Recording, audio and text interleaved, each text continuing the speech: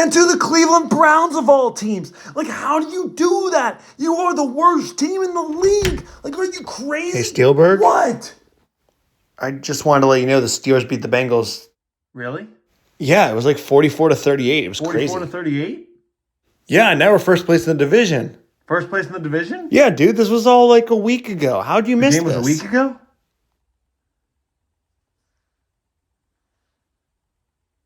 Guess I'm overdue for a video.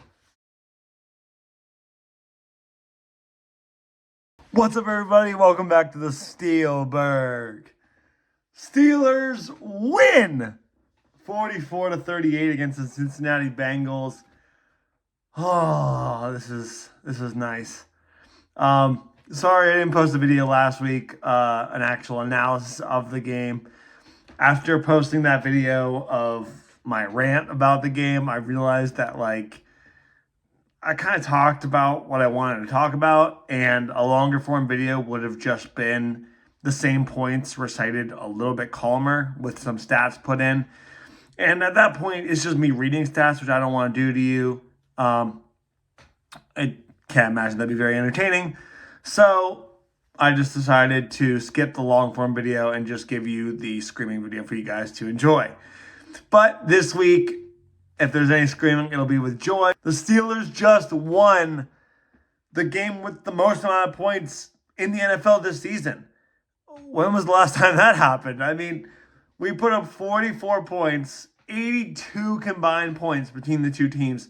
There's most in the NFL this season, and the Steelers come out on top. Wow, this game had everything. I mean, it had rushing touchdowns. It had passing touchdowns. It had defensive touchdowns. It had picks. It had fumbles. It had controversy.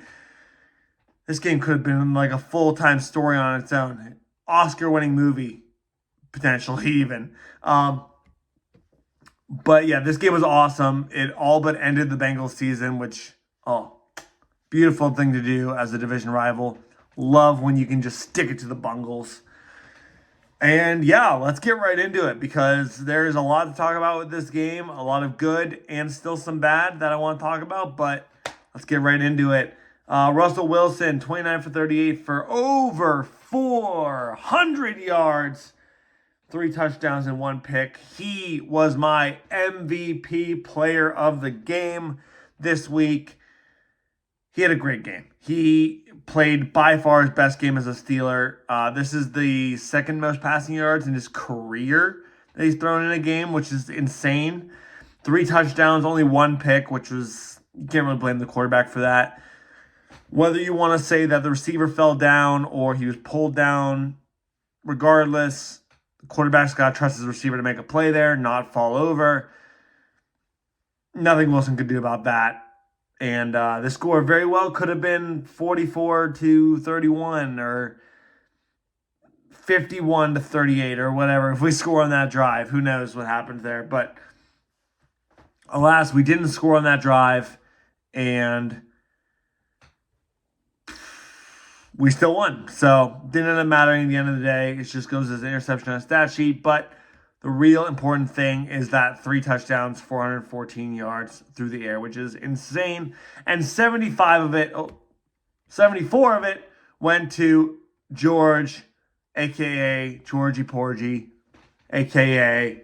the man, the myth, the legend, the unsportsmanlike conduct man, the taunting man, whatever you want to call him, George Pickens. 3 receptions for 74 yards and 1 touchdown off of the screen pass. We'll talk about that later. That's a lot of crap. We'll talk about it later. Pat Freiermuth had an amazing day through the air, 6 for 68 yards and a touchdown. Jalen Warren, 4 for 55. Najee Harris, 6 for 54. Van Jefferson had 1 catch for 43 yards. Cordell Patterson, 3 for 37. Calvin Austin, 2 for 29. Skoranek, 1 for 23. Pruitt, 2 for 21. And Washington, 1 for 10. I don't normally read through all of them because no one wants to hear me just list out a bunch of names with 1 or 2 catches. But we had only 3 receivers with 1 catch, and all but one of them had over 20 yards receiving. Ben Skoranek had 1 reception, but it was for 23 yards. Bam Jefferson had 1 reception, but for 43 yards. Washington had 1 reception. It was only for 10 yards, but it was a crucial first down on a 3rd down play. Everyone else had at least 2 or more receptions, and that's across 3, 6, 9, 10 different receivers. We had 10 different receivers catch the ball, and all but one of them had over 20 yards receiving. That is crazy, and I love the way it was spread out like that. And it wasn't even just a receiving game. Najee had 16 for 75 on the ground. He had 750 yards on the ground. And the rest of the guys did it, got the other 25 on their own. Patterson, 3 for 16. He was solid. Warren, 3 for 9. Not great, but got the job done. Justin Fields had 1 for 7. The game-clinching drive there. Russell Wilson, 3 for 3 yards. Just scrambling, doing what he needed to do. We were getting yards on the ground. We were getting yards in the air. This was offensive domination by our Pittsburgh Steelers, something that I haven't seen since the Killer Bees. I mean, like, if Kenny Pickett had thrown that pick 6 on the first drive of the game, or Mitch Trubisky or Mason Rudolph, that game was over.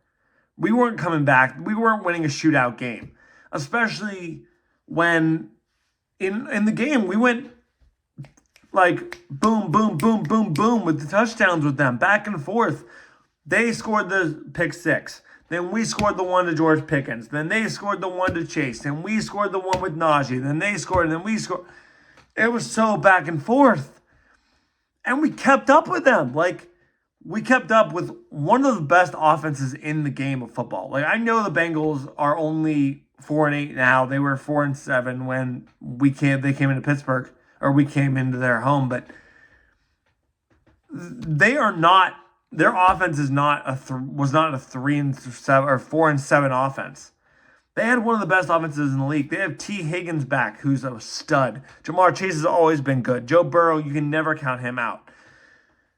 And like, they just got some new additions to the O-line. They got Marius Mims, who's been helping the run game. Chase Brown, to look at his stats real quick, he was 12 for 70 with 5.8 carrying a touchdown.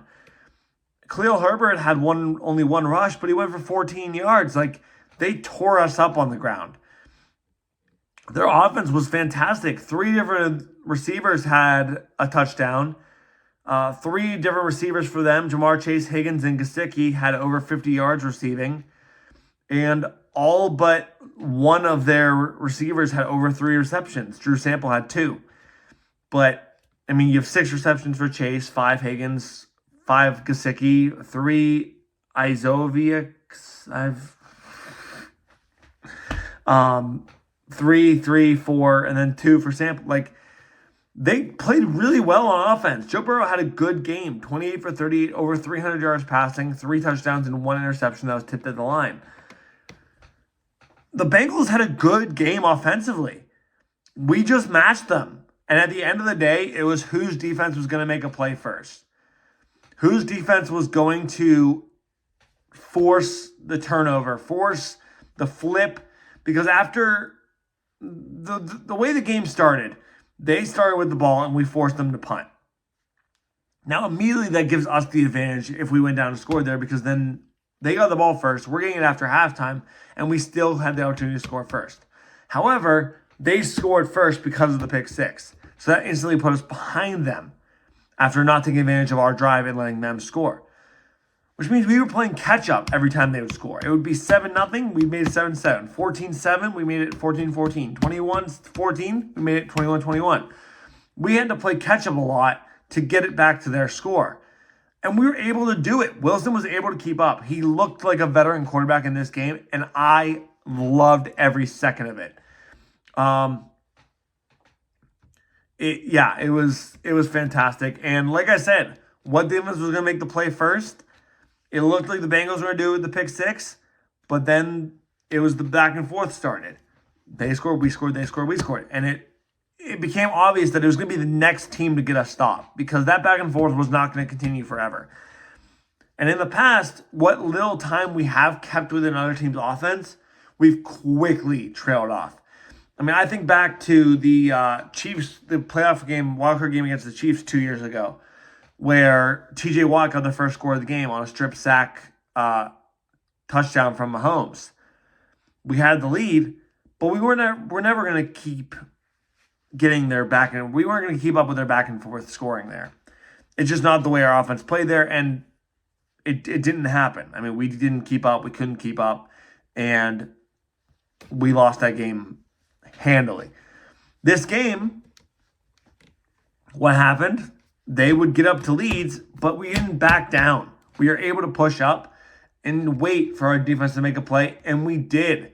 TJ Watt, finally, after last week when he was getting stuffed by that Browns offensive line, had himself a game. 2 full sacks on Joe Burrow, including 1 strip sack.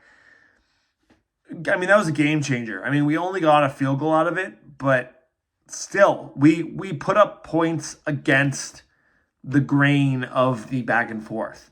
Like when it was supposed to be a back for the Bengals, we made it a fourth with a field goal. And then we were able to get them to punt and kick another field goal. And that's how we got into the half 27-21. And like, it just shows how big that play was by Watt. And he wasn't the only one who stepped up today on the defense. Like, our defensive line in general was pretty good. Hayward had a sack. Nick Herbig had that strip sack that led to the touchdown by Peyton Wilson.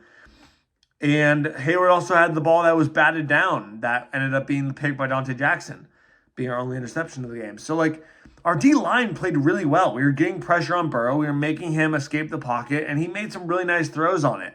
The pass to Jamar Chase on that second touchdown.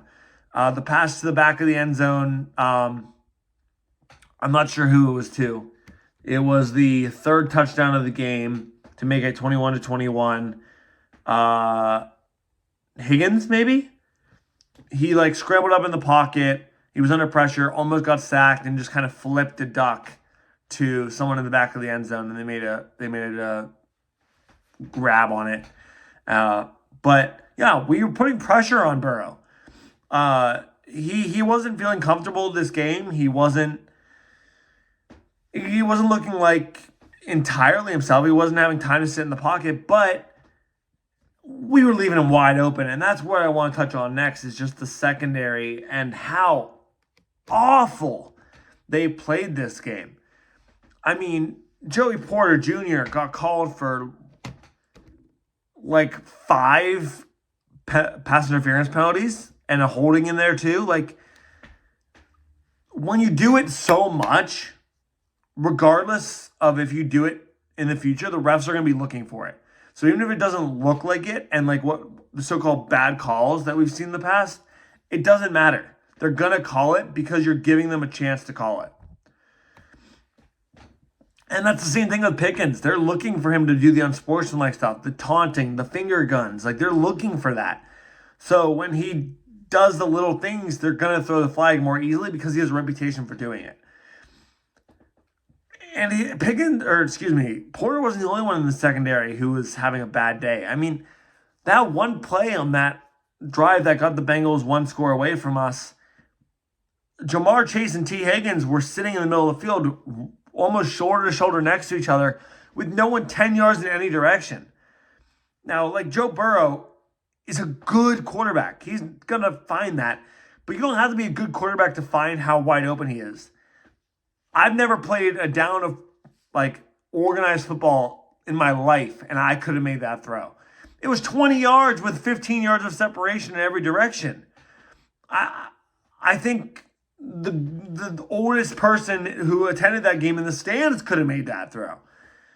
We just have got to get better at separation and preventing that from happening. Like, I know we're playing prevent defense, but there's still like 3.5 minutes left at that point. Like, you can't be just giving him that wide open space. It's just not going to work out for you at the end of the day. The last thing I kind of want to talk about today is how the standings kind of line up. Hold on, it's really dark. That's better. So, the Browns lost last night against the Broncos. That puts them in a very precarious situation. And doing the math, if I did it correctly, I believe we have the chance to do the proverbial step on the neck next week. So this week we realistically ended the Bengals season. I think this weekend we have the chance to just end the Browns one. So it seems like we have a chance to eliminate the Browns this week. That's awesome, right? That's always a bonus. However, we also have a chance to do something much, much greater. A win this week against the Browns and a win in Week 16 against the Ravens would clinch the division.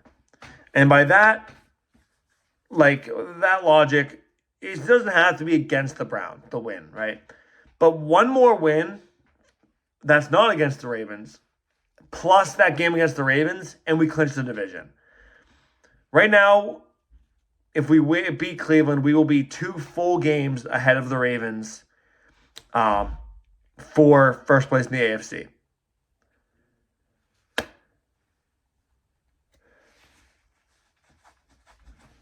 The Ravens are on bye week next week, which is why that half game will be, that 1.5 game lead will go to 2 games. Which means if we beat them, right, go up to a 3-game lead and then win.